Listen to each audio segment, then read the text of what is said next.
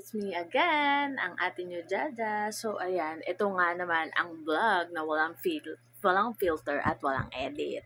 So, ayan, hindi pa nga ako naliligo. So, ayan nga pala. So, this is my third vlog. Hi again! Welcome back again to my YouTube channel.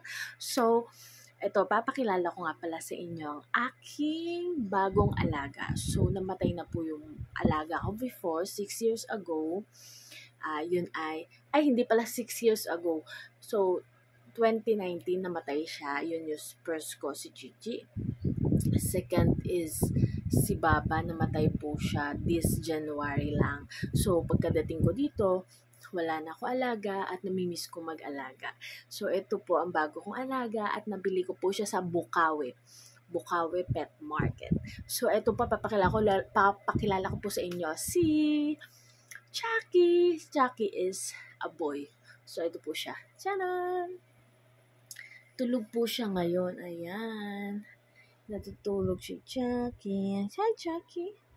Ayan, tulog po siya. So, 2 months po siya. 2 months old. 2 months old po siya. At pure beagle po siya. So, kung naghahanap kayo ng alaga or gusto nyo maging pet owner, pwede kayong bumili doon sa Bukawi Pet Market. I-try nyo. Sige lang, try nyo. So, ayan. So, today is, ano ba ngayon? Today is Monday. Monday today, it's March 18, 4:47. 4:47 p.m. na. So, ang atin nyo, Jaja, is hindi pa naliligo.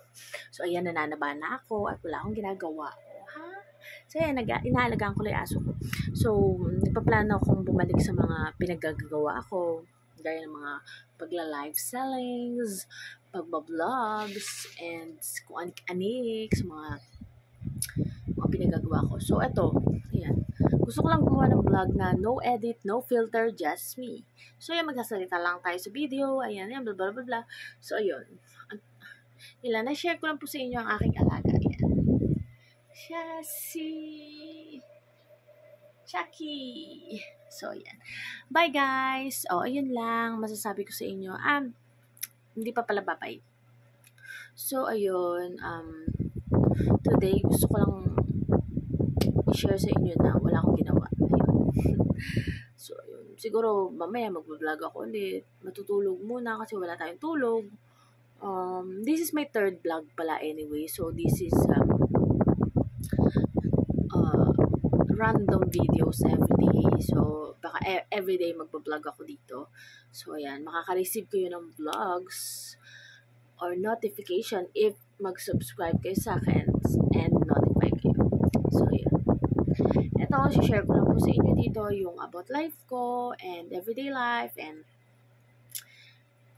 share ko po pala yung dati kong experience na about kay God na nothing is impossible sa kanya kahit pandemic. Dati, nag-apply ako sa isang malaking company. And somebody told me that hindi ako matatanggap kasi nga pandemic. Hindi sila nanananggapan. O, diba? In-encourage niya akong maging negative. So, syempre, nag-pray ako nung gabi na yon and parang nagsumbong ako. Actually, nagsumbong talaga ako kay God.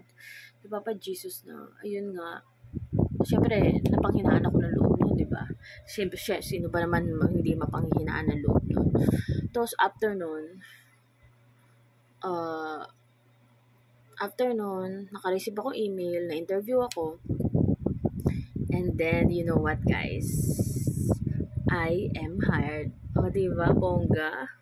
O, kaya nothing is impossible kay God. Yun yung share ko sa inyo talagang miracle dahil pandemic yun. So, hindi nga talaga natin may expect na matatanggap ka kasi nga pandemic. Sino ba na matatanggap doon eh? Nag-uuwihan nga lahat ng tao, di ba?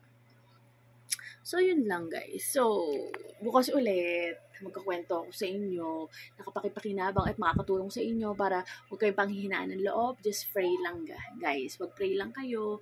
And, know your purpose. And everyday may mga mangyayari sa life mo na may matututunan ka talaga. And everyday when you get older talaga is may marirealize mo habang tumatanda kayo or ayun, yun nga, tama naman na marirealize nyo na kailangan nyo mahalin yung mga taong nagmamahal sa paligid nyo. And, what else?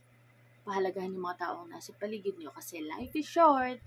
Okay, thank you for watching. Don't forget to like, share, and subscribe to my channel and click the notification bell for more upcoming videos.